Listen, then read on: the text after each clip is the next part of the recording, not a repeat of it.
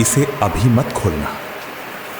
जिस दिन मैं इस दुनिया में नहीं रहूंगा उसी दिन इसे खोलना।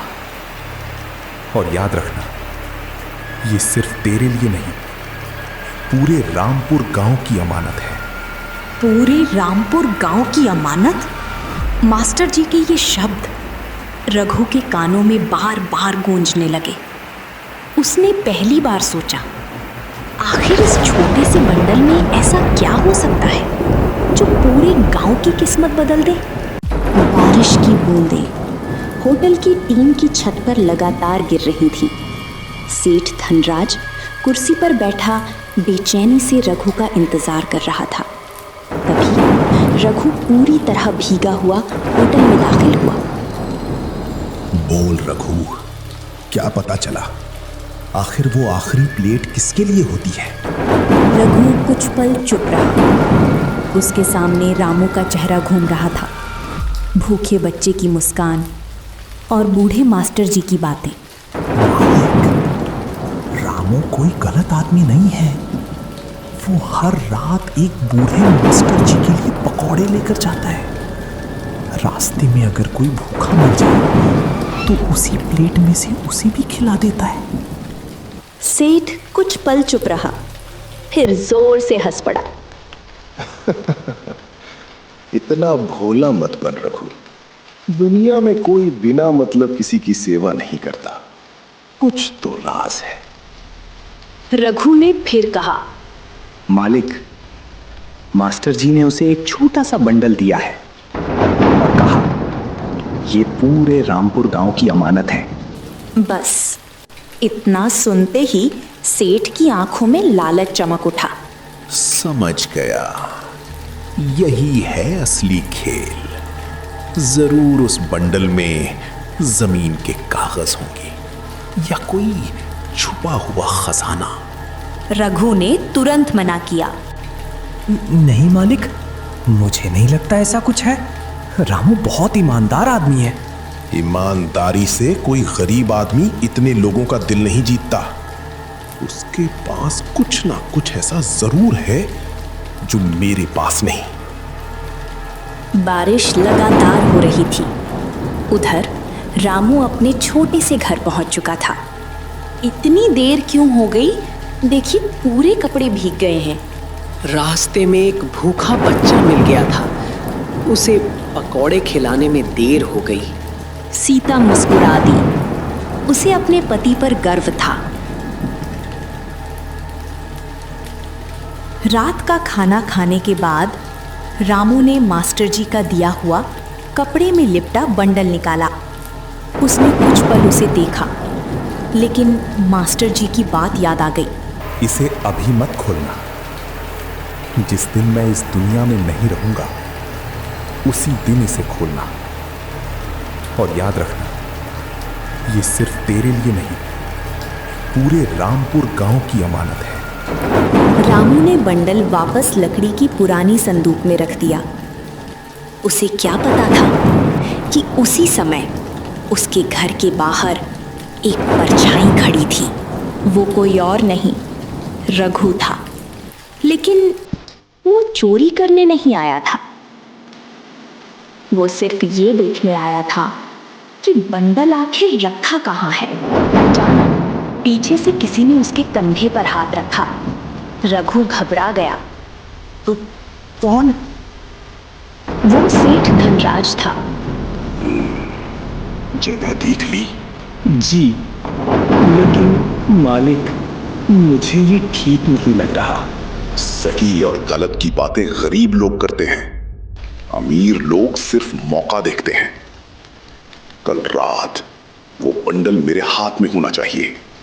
रघु का दिल जोर जोर से धड़कने लगा। एक तरफ मालिक का आदेश, दूसरी तरफ रामू की इंसानियत। वो पूरी रात सो नहीं पाया।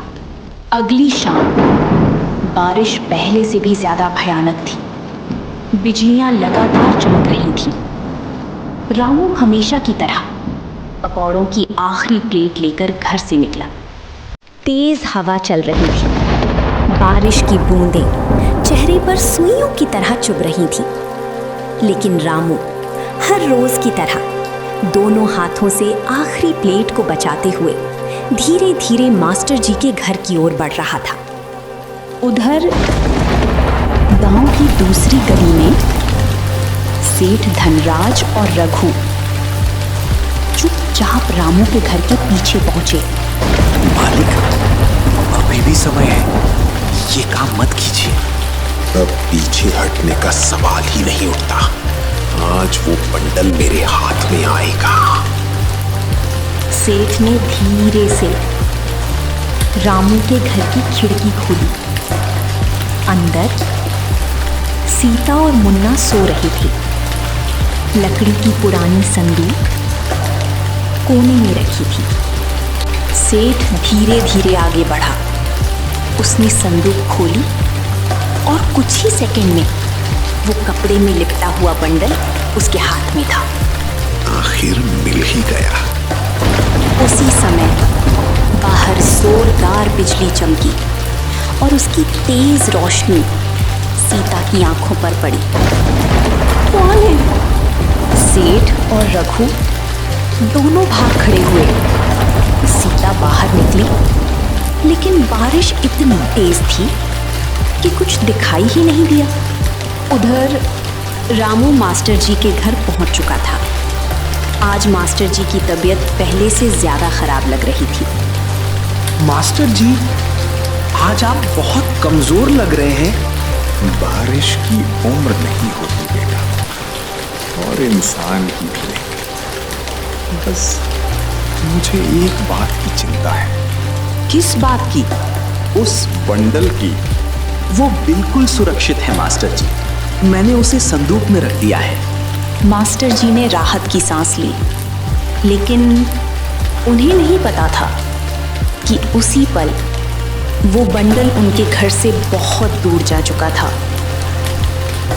दूसरी तरफ सेठ अपने होटल के पीछे वाले कमरे में पहुंचा। उसने दरवाजा बंद किया, टेबल पर लालटेन रखी और कांपते हाथों से बंडल खोलना शुरू किया। सेठ की सांसें तेज हो गईं।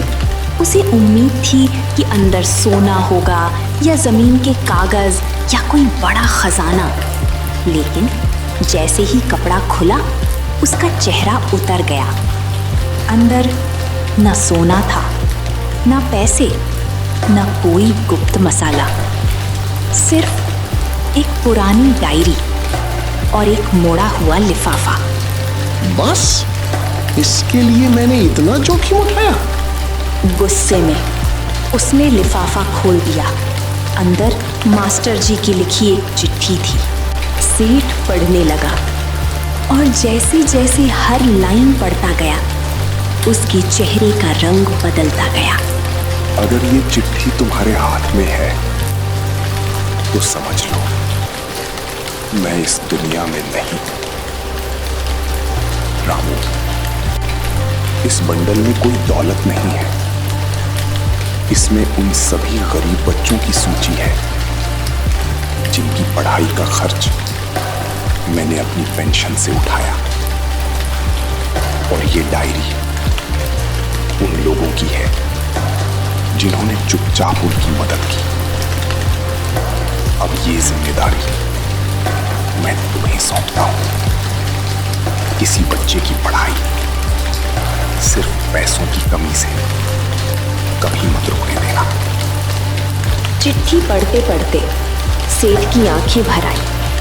उसे पहली बार महसूस हुआ कि उसने जिस चीज को खजाना समझा वो तो इंसानियत की विरासत थी। उसी समय होटल का दरवाजा जोर से खुला। भीगे हुए कपड़ों में रामू अंदर खड़ा था। उसकी नजर सीधे उसी डायरी पर पड़ी।